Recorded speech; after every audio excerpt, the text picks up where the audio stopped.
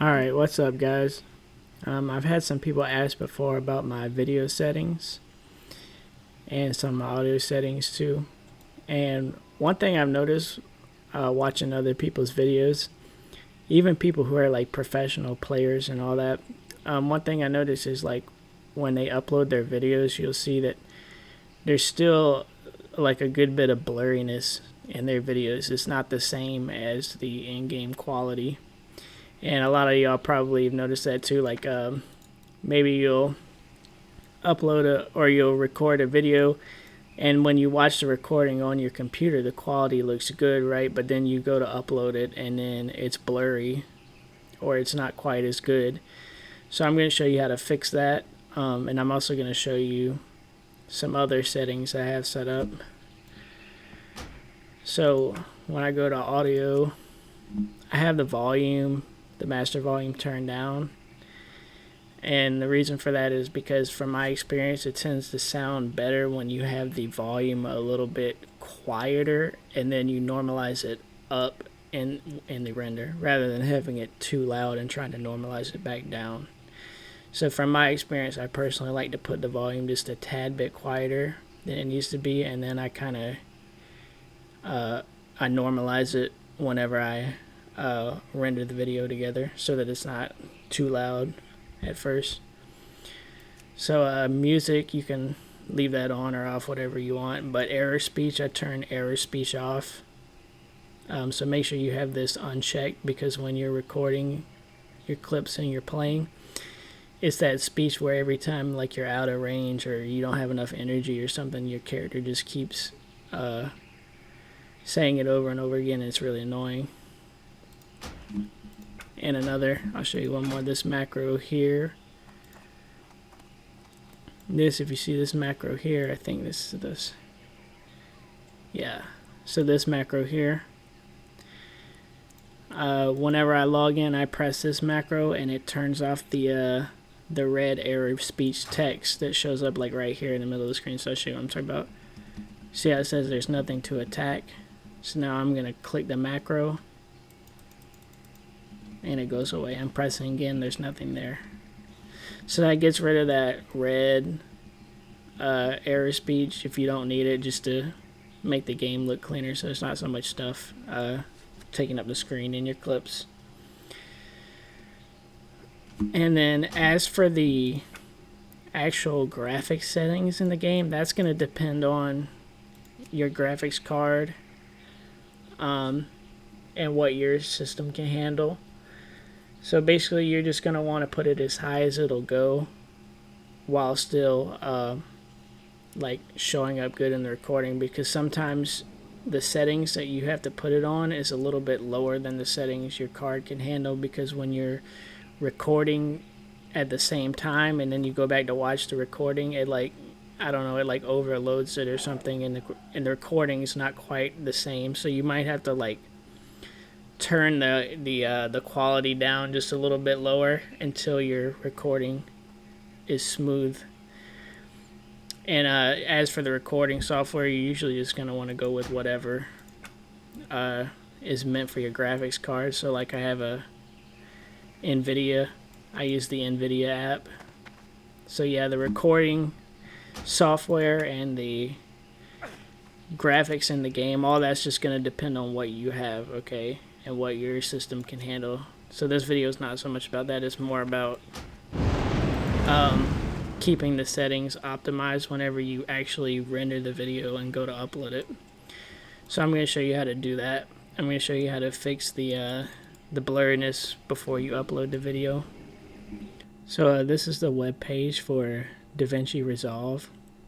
This is the video editing software that I use, and it's probably by far the best free video editing software. Well, I haven't tested all the ones, but like out of all of the free ones, this one is way better. It's way better than Clipchamp.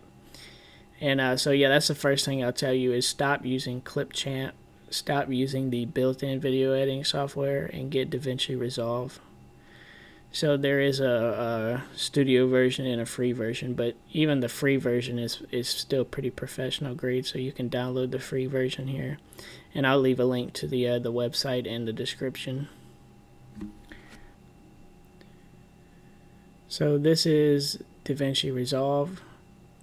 You basically just open it up, you create a new project, and then you name the project whatever, and this pops up.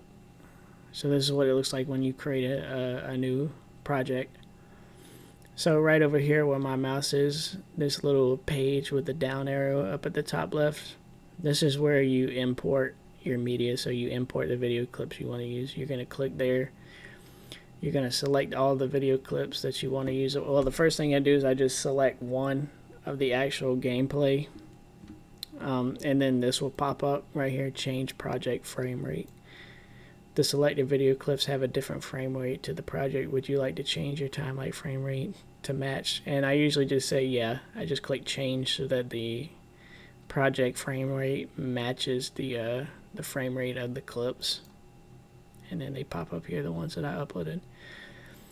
So to actually put them together, you're going to click, you're going to drag it, you're going to hold it down and drag down here to the timeline.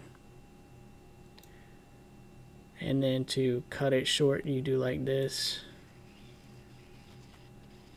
So you can go to the either ends, and here you can skip through. And yeah, it's pretty much the same as other video editors in terms of cutting the clips together and dragging them down. So that's pretty, you're just gonna have to play around with it and get used to that. You can also watch guides on it, but the main thing I wanted to show you was the export settings, because that's where it makes a real difference. So after you've edited all the clips together that you want, and you've got the video how you want it to be, you're gonna come over here to this little rocket where it says deliver. You're gonna click there. Okay, and this pops up. Now this is where it's a lot better. So this is where you can fix all those problems. When you were uploading on whatever it was, Clipchamp or whatever, the export settings were not good. Okay, so the first thing I'll tell you is you don't want to render it as an MP4. I know when you watch a lot of guides on videos, they tell you to render it as an MP4 because it's the most popular or whatever, but the quality of an MP4 is actually not that good. You want to render it as a MOV file. Okay, and then the format for that in here is QuickTime. So you're going to go to Format. You're going to click QuickTime. Okay, for codec, you want to choose H.265. Then right here, Network Optimization, you're going to check that. And I think what that does is it just is more efficient for like when somebody's streaming the video or they're watching on YouTube. It allows them to download parts of it at a time instead of the whole thing, and so it helps with when they stream the video on a platform. So you're going to check that. And then right here, timeline resolution, you're going to click, you're going to scroll down right here, 3840 x 2160 Ultra HD. You're going to click 4K here. Now you want to click this setting even if your original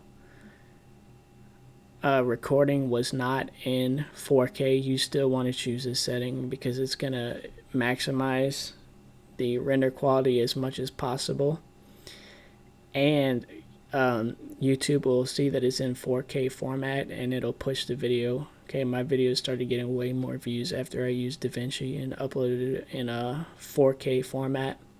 So yeah, YouTube will recognize it and push it as a 4K video. And those are the most important right there. So as long as you do those things right there, that should fix if you had really bad blurriness when you uploaded.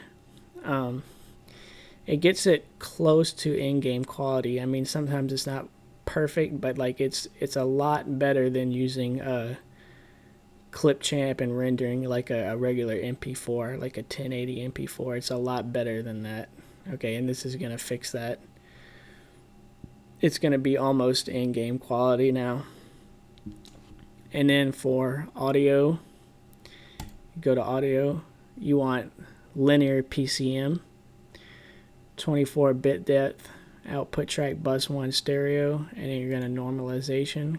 You're going to check this. You're going to click normalize audio. You're going to click here under standard, and then you're going to click YouTube. And then what this does is it normalizes the audio all throughout the video. So if your video is too quiet, it's going to normalize it up to like close to the maximum that YouTube videos can be, and if it's too loud, it's going to normalize it back down so that it's at the optimal volume. Alright, and that's pretty much everything. You're going to click see, double check this. As for the other settings, there may be some way to like improve the quality further with the other settings, but right now I just leave them how they are. You could probably go and look up more in-depth guides about DaVinci Resolve and what the best settings are and all that, but with what I've showed you so far, this is already a lot better. So yeah, see here, you're just going to click add to render queue,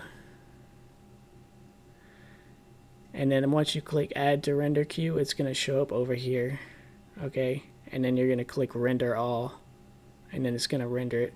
But you do have to, before you do that, you name it right here and you choose a location.